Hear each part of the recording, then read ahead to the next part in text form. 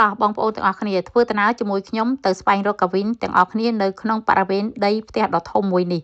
នៅក្នុងបរិវេណផ្ទះនេះគឺមានផ្ទះធំចំនួន3ផ្ទះដែលបងប្អូនបានឃើញនេះគឺមានក្រាស់ឡានចំនួន7ដែលមានក្រាស់ឡានមួយគឺទៅបន្ទប់ក្រោមដីនៅខាងក្រោមតែម្ដងខ្ញុំបានបង្ហាញក្នុងវីដេអូមុនគឺខ្ញុំបានមកឈរចាំកូននៅខាងក្រៅផ្ទះនេះបងប្អូនឥឡូវដល់ម៉ោងក្មេងៗដែលគាត់ធ្វើការងារ volunteer នេះគឺចប់ហើយបងប្អូនចាគឺគេបញ្ចប់នៅម៉ោង6ល្ងាចហើយខ្ញុំឃើញមានក្មេងៗដទៃផ្សេងទៀតគេបានចេញទៅបដៅហើយតែអត់ទាន់ឃើញកាវីនចេញមកទេដូច្នេះខ្ញុំក៏សម្រេចចិត្តដើរចូលទៅដើម្បីរកកូនតែម្ដងចាផ្លូវដែលខ្ញុំកំពុងដើរចូលទៅនេះបងប្អូនជាផ្លូវដែលគេទិញសវត្ថចូលទៅទស្សនានៅខាងក្នុងហ្នឹងតម្លៃ$20សម្រាប់ឡានមួយបងប្អូនចា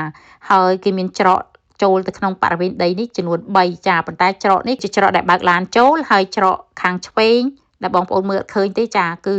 សម្រាប់បើកឡានចេញសម្រាប់អ្នកទៅទស្សនានិងខាងស្ដាំមួយទៀតគឺជាច្រកសម្រាប់អ្នកដែលគាត់ទៅតាំងពិព័រណ៍ចេញចូលហើយបងប្អូនឃើញហើយតាមផ្លូវដែលខ្ញុំដើរទៅហ្នឹងគឺមានក្រោលគោក្រោលសេតដ៏ធំមួយហើយអ្នកដែល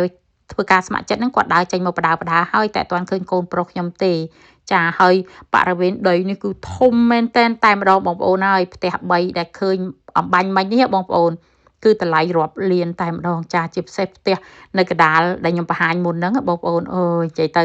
នេះបានគេហៅថាអ្នកមានចាគឺមិនដឹងជាមានលុយប្រមាណលានខ្ញុំមិនដឹងទេប៉ុន្តែបើយើងឃើញទំហំផ្ទះនេះគឺថ្លៃណាស់បងប្អូនហើយតម្លៃរាប់លានគ្រាន់តែតាក់ដីពន្ធដីមួយឆ្នាំរាប់ម៉ឺនចានៅ insurance នៅអីផ្សេងទៀតអូយនិយាយទៅយើងអ្នកសាមញ្ញធម្មតារកតែលុយបង់តាក់ដីហ្នឹងក៏រកបានដែរបងប្អូនពីព្រោះ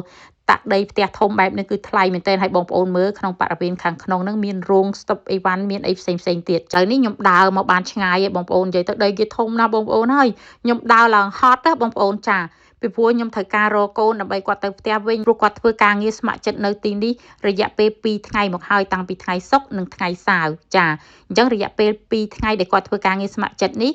រយៈពេល17ម៉ោងបងប្អូនចាហើយខ្ញុំគិតថាគាត់អស់កម្លាំងគាត់ហត់ហើយបងប្អូនហើយព្រោះតាំងពីព្រឹករហូតដល់ម៉ោង6ល្ងាចខ្ញុំចូលមកនេះបងប្អូនម៉ោងប៉ុណ្ណឹងគេចាប់ដើមរើអីវ៉ាន់ចេញទៅផ្ទះបដាហើយបងប្អូនកាពិតទៅខ្ញុំចាំនៅខាងក្រៅដល់ពេលចាំទៅយូរហើយអត់ទាន់ឃើញកូនចេញមកអញ្ចឹងខ្ញុំក៏សម្រេចចិត្តដើររកគាត់អញ្ចឹងខ្ញុំក៏ឆ្លៀតថតឲ្យបងប្អូនមើលសកម្មភាពដែលឃើញខ្លះនៅក្នុងបរិវេណដីនេះថាតើធំប៉ុន្មានបងប្អូនអើយធំមែនតើសំបីតែព្រៃដើមឈើដែលបងប្អូនបានឃើញនៅក្នុងហ្នឹងក៏ជាដីរបស់គាត់ដែរចាហើយមានកូនស្រះទឹកមានអីនឹងឯងបងប្អូនហើយម្ចាស់ផ្ទះគេនេះគឺឆ្លាតលើសពីឆ្លាតអញ្ចឹងបានគេមានណាបងប្អូនដឹងទេការងារមួយនៅពេលដែលយើងមានកម្មវិធីអីមួយយើងត្រូវការបុគ្គលិកធ្វើការយើងជួលគេប៉ុន្តែគាត់នេះអត់ជួលទេគឺគំនិតគាត់ឆ្លាតណាស់គឺគាត់រកអ្នកធ្វើការងារស្ម័គ្រចិត្តហើយក្មេងៗនៅទីនេះសិស្សវិទ្យាល័យគឺតម្រូវឲ្យមានការងារស្ម័គ្រចិត្តរយៈពេល40ម៉ោងដើម្បីបំពេញវិទ្យាល័យរបស់គាត់ចាទើបគ្រប់លក្ខខណ្ឌនៅសាលារៀនណាអញ្ចឹងកូនសិស្សសាលាទាំងអស់នៅពេលដែលគាត់រៀនចប់វិទ្យាល័យគឺត្រូវការបង្ហាញទៅឲ្យគ្រូការងារស្ម័គ្រចិត្ត40ម៉ោងអញ្ចឹងគាត់មករកការងារស្ម័គ្រចិត្តឲ្យតែកន្លែងណាគេបើកឲ្យមានការងារធ្វើក្មេងៗគឺគាត់ចុះឈ្មោះទៅឲ្យចាអញ្ចឹងបានខ្ញុំថាម្ចាស់ផ្ទះនេះឆ្លាតលើសពីឆ្លាតមែនទែនអត់អស់លុយជួលបុគ្គលិកសំបីតែមួយរៀលប៉ុន្តែយើងចូលមកក៏យើងអត់ឃើញម្ចាស់ផ្ទះដែរចាទោះបីយើងឃើញក៏យើងអត់ស្គាល់ដែរពីព្រោះខ្ញុំអត់មានតំណែងមួយម្ចាស់ផ្ទះទេអញ្ចឹងក៏អត់ស្គាល់ដែរប៉ុន្តែកូនខ្ញុំក៏បានប្រាប់ឲ្យថាម្ចាស់ផ្ទះគេអត់ចេញមកជួបជើងទេម៉ាក់គេគ្រាន់តែមានបុគ្គលិកសម្រាប់ធ្វើការបន្តពីម្ចាស់ផ្ទះមើលការងារខុសត្រូវនៅក្នុងការតាំងពិព័រណ៍នេះគឺគេលក់សម្ភារៈដែលតាក់ទងទៅនឹងសត្វឆ្កែបងប្អូនចាមានចំណីម្ហូបឆ្កែសម្ភារៈសម្រាប់ផ្ទះឆ្កែអីហ្នឹងគឺមានទាំងអស់ហើយយ៉ាងទៅក៏មានអ្នកលក់ឆ្មាដែរសំទោសគឺមានអ្នកលក់កដុលដែរបងប្អូនសត្វកដុលគេយកទៅចិញ្ចឹមហើយក៏មានលក់ឆ្កែយកទៅចិញ្ចឹមដូចគ្នាបងប្អូនហើយខ្ញុំដើរមកនេះគឺដើម្បីថតបរិវេណជុំវិញហ្នឹងឲ្យបងប្អូនមើលផងហើយពួកគាត់ចាប់ផ្ដើមរៀបអីវ៉ាន់ទៅវិញអស់ហើយបងប្អូនអញ្ចឹងខ្ញុំអត់បានឃើញសម្ភារៈដែលគាត់បានលក់ទេដោយសារតែបើសិនជាខ្ញុំចង់ចូលនៅក្នុងបរិវេណនេះគឺខ្ញុំត្រូវទិញសំបុត្រតម្លៃ$20ដើម្បីចូលមកមើលការតាំងពិព័រណ៍នេះហើយអញ្ចឹងបានខ្ញុំថាម្ចាស់ផ្ទះគាត់នឹងគឺឆ្លាតមែនទែនលក់សវត្ថឡានមួយ$20ហើយអ្នកដែលមកលក់នៅក្នុងនេះគឺត្រូវជួលកន្លែងគាត់ដើម្បីដាក់តាំងពិព័រណ៍លក់អីវ៉ាន់ហើយបុគ្គលិកដែលធ្វើការឲ្យគាត់នេះគឺសឹកតែជាសិស្សសាលាដែលធ្វើការស្ម័គ្រចិត្តគាត់អត់មានចំណាយលុយសំបីតែ1រៀលទៅលើកូនសិស្សសាលាទាំងអស់នេះប៉ុន្តែគាត់ចំណាយទៅលើថ្លៃម្ហូប កាលពីថ្ងៃសុក្រគឺគាត់ចំណាយឲ្យកូនសិស្សញ៉ាំ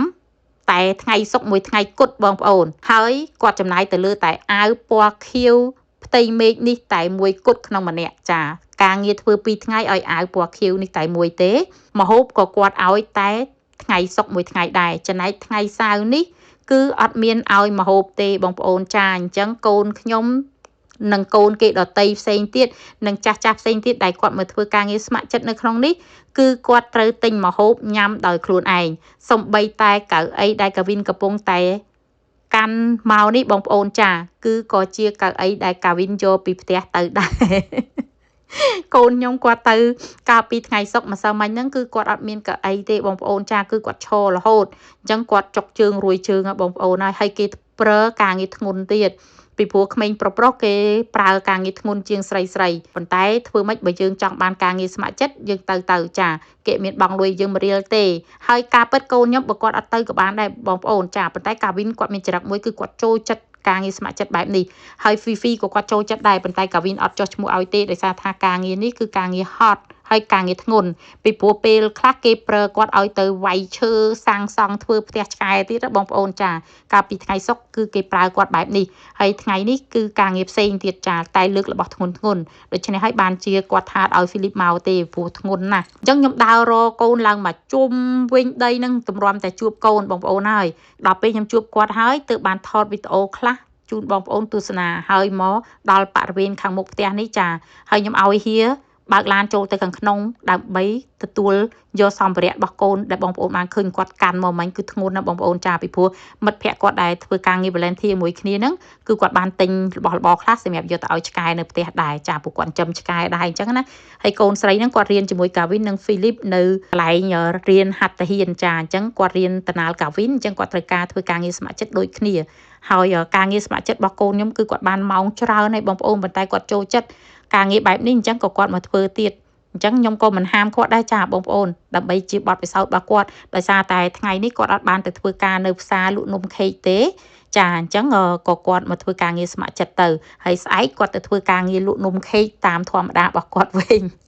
និយាយទៅគាត់អត់សូវនៅផ្ទះតនេបងប្អូនគឺឲ្យតែមានការងារស្ម័គ្រចិត្តហ្នឹងគឺគាត់អាចឆ្លៀតបានគឺគាត់មកហើយចាហើយអញ្ចឹងរយៈពេល2ថ្ងៃថ្ងៃសុក្រនិងថ្ងៃសៅរ៍នេះគឺកាវីនគាត់ធ្វើបាន17ម៉ោងហើយមើលទៅគាត់ក៏អស់កម្លាំងដែរចាព្រោះគាត់ថាធ្វើការងាររៀងធ្ងន់ដែរហ៎អញ្ចឹងខ្ញុំក៏សម្រេចចិត្តថាដល់ម៉ោងប៉ុណ្ណេះហើយក៏ឆាប់ទៅផ្ទះអញ្ចឹងណាបងប្អូនតែមុននឹងជើងទៅផ្ទះក៏បានឆ្លៀតនាំគាត់ទៅញ៉ាំអីដែរបងប្អូនហើយពីព្រោះអីមើលទៅហត់អស់កម្លាំងខ្លាំងហើយមេឃថ្ងៃហ្នឹងគឺក្តៅមែនតើបងប្អូនអើយក្តៅខ្លាំងណាស់ខ្ញុំគ្រាន់តែឃើញមេឃអញ្ចឹងណាត់កូនមែនតើចា